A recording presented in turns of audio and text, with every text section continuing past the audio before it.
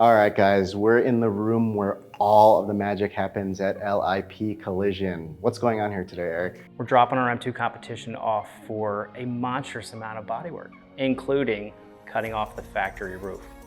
So, unlike every other episode we've done so far, we're not going to be able to watch this whole process from start to finish.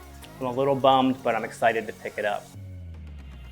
All right, guys, this is it. This is a finished, polished product here at L.I.P Collision. Yeah, it's making me feel a little bit guilty. I feel like I should be getting into summer bod shape after seeing how chiseled this M2 competition looks now. There's a lot of wow factor. So let's take a walk around this car and we'll show you all those individual things that went into making this thing look factory, but so awesome.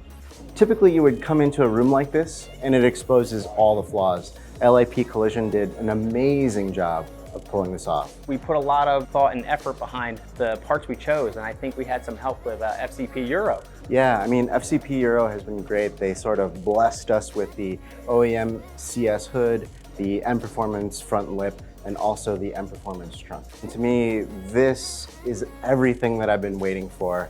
There's something about doing all of the exterior to round it all out. It makes it sort of feel like an announcement now, right? Right. What do you think is your favorite part? The roof. Not only does it shave about 15 pounds total, it looks OEM.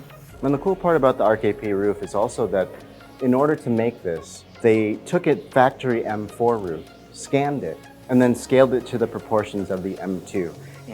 I'm excited. The car looks gorgeous. Stay tuned for our next episode where we're gonna kind of finalize the build and kind of verify some results.